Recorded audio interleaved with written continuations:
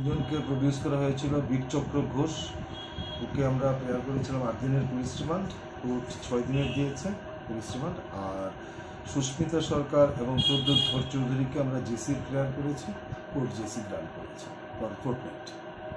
আবার কবে উঠবে কোর্টে? নেক্সট ডেট বীরচক্রকে 6 দিন পরে, আর ওদের 15 ডেজে পরে।